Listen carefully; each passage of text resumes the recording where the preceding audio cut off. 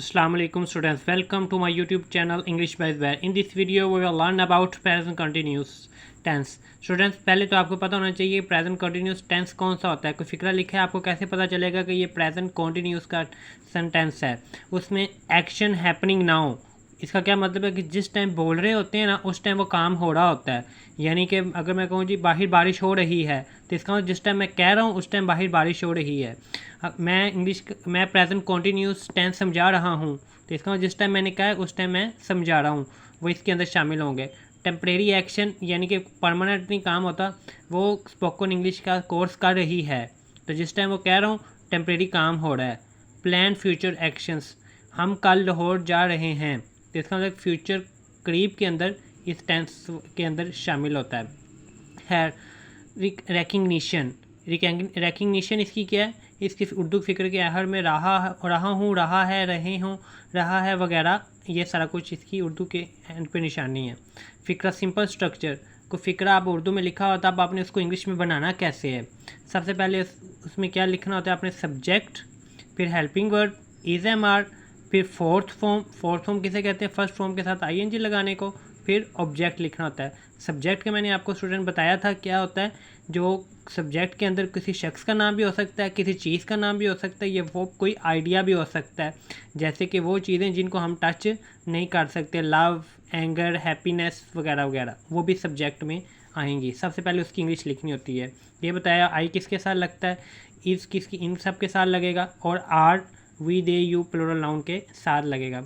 अब negative structure क्या है, नेगेटिव स्ट्रक्चर के अंदर सबसे पहले आपने सब्जेक्ट की इंग्लिश लिखनी होती है, फिर इज एम आर, फिर फोर्थ फॉर्म, फिर ऑब्जेक्ट, फिर वगैरह वगैरह। इंट्रोगेटिव स्ट्रक्चर, लफ्ज़ क्या है ये, इंट्रोगेटिव, इंटरोगेटिव नहीं, इंट्रोगेटिव स्ट्रक्चर। इंट्रोगेटिव स्ट्रक्चर कैसे बनता है, सबसे पहले आपने इज एम आर लगाना है, फिर सब्जेक्ट की इंग्लिश लिखनी है, फिर फोर्थ फॉर्म, फिर ऑब्जेक्ट, फिर वगैरह। Double interrogative sentence, double interrogative sentence कौन से होते हैं, वो वाले सेंटेंस जिसके अंदर उर्दू में कब, कहाँ, क्यों, कैसे लफ्ज़ आ जाए, और इंग्लिश में विच, वेयर, वाई वगैरह वगैरह आ जाए। तो सबसे पहले आपने उनकी इंग्लिश लिखनी होती है, कब, कहाँ, क्यों वगैरह की। WH वाले लफ्ज़ पहले लिखने हैं, उनके कहते हैं WH words. Is am are, फिर सब्जेक्ट, फिर फोर्थ फॉर्म, फिर ऑब्जेक्ट। जैसे आप फिक्रों की तरफ आते हैं, वो अपना सबक याद कर रहा है, तो सबसे पहले मैंने बताया था ऊपर देखो, सबसे पहले हमने किसकी इंग्लिश लिखनी होती है, सब्जेक्ट की, कि काम करने वाला। सब्जेक्ट का मतलब होता है जो काम कर रहा है, काम करने वाला इसके अंदर क्या है, वो ज़्यादातर फिक्रे के शुरू में होता है। वो क्या आएगा, वो लड़का है सबसे, तो वो की इंग्लिश क्या हो जाएगी, ही। उसके बाद हमने हेल्पिंग वर्ब लगाना है, या इज़, या एम, या आर। अब ही के साथ क्या लगेगा, ही के साथ क्या लगेगा, इज़, ही इज़। उसके बाद किसकी इंग्लिश लिखनी होती है, वर्ब की फोर्थ फॉर्म। वर्ब क्या होता है, काम, इसके अंदर क्या हो रहा है, काम क्या हो रहा है, याद करने का, तो उसकी इंग्लिश क्या होती है, लर्न।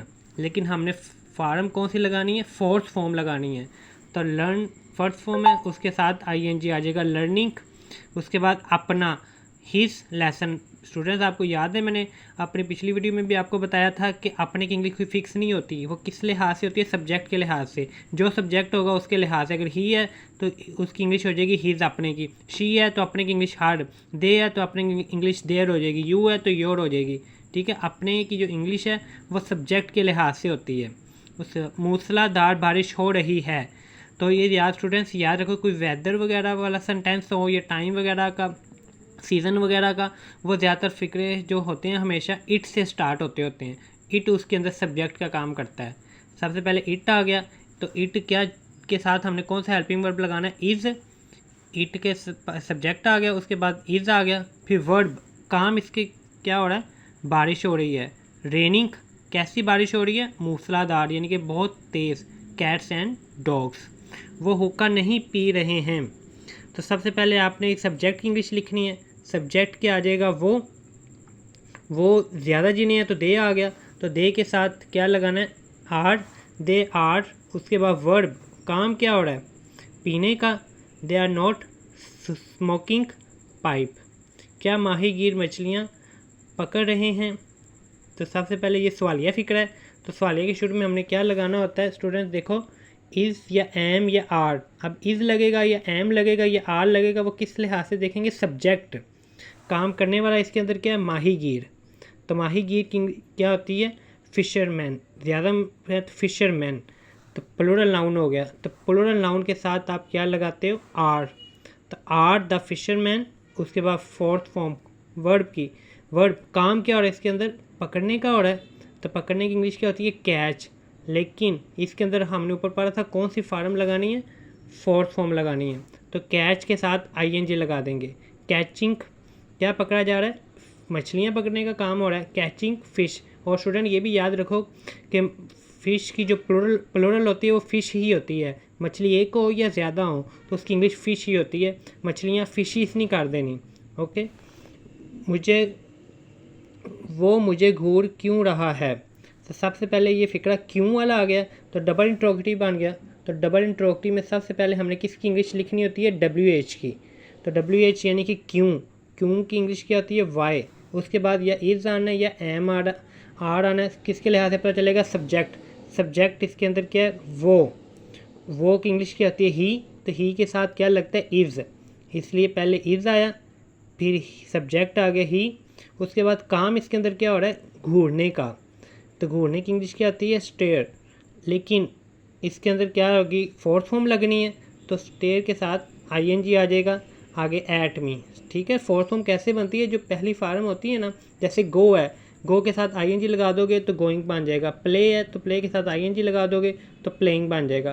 तो इसके अंदर आपने आईएनजी वाली फॉर्म लगानी है। ठीक है, वहाँ तक तो स्टूडेंट्स आपका हो गया था ख़त्म। लेकिन 9th-10th के अंदर मैंने लास्ट वीडियो में भी बताया था, एक आधा सेंटेंस जो होता है वो पैसिव वॉइस का भी आता है। तो पैसिव वॉइस में सबसे पहले आपने क्या लिखना होता है, ऑब्जेक्ट, फिर इज एम आर, फिर बीइंग, फिर थर्ड फॉर्म, फिर सब्जेक्ट वगैरह वगैरह। तो पेपर में आपको पता कैसे चलेगा, मैंने बताया था कि ये फ़िक्र एक्टिव वॉइस का या पैसिव वॉइस का। एक्टिव वॉइस के अंदर क्या होता है, काम करने वाले के बारे में बताया गया होता है, जबकि पैसिव वॉइस के अंदर काम कौन कर रहा है वो नहीं बताया गया होता। जैसे सब्जियां ऊँट गाड़ी पर लादी जा रही हैं, काम क्या हो रहा है, लादने का हो रहा है, क्या लादा जा रहा है, सब्जियाँ। अब कौन ऊँट गाड़ी पर सब्जियाँ लाद रहा है वो नहीं बताया गया। तो सबसे पहले किसकी आप इंग्लिश लिखनी होती है, ऑब्जेक्ट, लादने का काम हो रहा है, क्या लादा जा रहा है, सब्जियाँ। तो सब्जियाँ की इंग्लिश क्या हो जाएगी, वेजिटेबल्स। तो वेजिटेबल प्लूरल नाउन है, तो प्लूरल नाउन के साथ क्या लगाना होता है आपने, आर। उसके बाद बीइंग, फिर पैसिव वॉइस के थर्ड फॉर्म लगानी है। लादने की इंग्लिश क्या हो जाएगी, loaded in the camel cart. इमारतों पर झंडे नहीं लहराए जा रहे हैं, फिर देखो लहराने का काम हो रहा है, क्या लहराया जा रहा है, झंडे। अब कहाँ लहराए जा रहे हैं, इमारतों पर। अब इमारतों पर झंडे लहरा कौन रहा है वो नहीं बताया गया, तो काम करने वाले के बारे में नहीं बताया गया, तो इसलिए ये कौन सा होगा, पैसिव वॉइस। सबसे पहले ऑब्जेक्ट, लहराने का काम हो रहा था, क्या लहराया जा रहा है, झंडे। तो झंडे की इंग्लिश क्या हो जाएगी, फ्लैग्स। उसके बाद इज एम आर लगाना है, तो फ्लैग्स के साथ क्या आएगा, आर नॉट बीइंग। लहराने की इंग्लिश होती है कैरी, लेकिन हमने लगानी है third form, carried to the roof. क्या मज़दूर को मुआवजा दिया जा रहा है, तो फिर सवालिया फ़िक्र है, शुरू में इज़ एम आर आना है, तो इज़ आएगा या एम, किसको देखेंगे, सब्जेक्ट को। मज़दूर, मज़दूर की इंग्लिश क्या होती है, वर्कर। तो अब वर्कर के साथ क्या आएगा, सिंगल नाउन है, तो इज़ लगता है, सवालिया है, तो इसलिए शुरू में क्या आएगा, इज़ आएगा, इज़ द वर्कर। उसके बाद बीइंग, उसके बाद थर्ड फॉर्म, देने का काम हो रहा है, पेड। सिले सिलाई कपड़े कहाँ बिक रहे हैं, कहाँ। अब सबसे पहले ये डबल इंट्रोगेटिव का आ गया, कहाँ की इंग्लिश पहले लिखेंगे, उसके बाद हमने या इज़ लगाना है या एम या आर। कैसे पता चलेगा, सिले सिलाई कपड़े, सिले सिलाई कपड़े प्लूरल नाउन ज़्यादा हैं तो इनके साथ क्या लगेगा, आर। आर शुरू में आ गया। सिले सिलाई कपड़े की इंग्लिश क्या आ गई, रेडीमेड गारमेंट्स।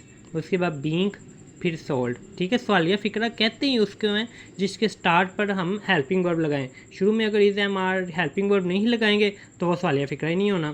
तो इसलिए हर सवालिया फ़िक्रा किससे स्टार्ट होता है, हेल्पिंग वर्ब से स्टार्ट होता है। ओके स्टूडेंट्स, अगर आपको फिर भी कोई प्रॉब्लम हो तो आप कमेंट्स के अंदर मैसेज करके पूछ लिया करें कि कहाँ से आपको मज़ीद एग्जांपल्स की ज़रूरत हो। तो आपका होमवर्क क्या है, आपने simple, negative, interrogative, double interrogative के 10 सेंटेंसेस बनाने हैं अच्छी तरह, देन आपकी इसकी प्रैक्टिस होगी। लेकिन उससे पहले आपने रूल्स को अच्छी तरह याद करना है। Okay, thank you and don't forget to like, subscribe and share with your friends. Thank you.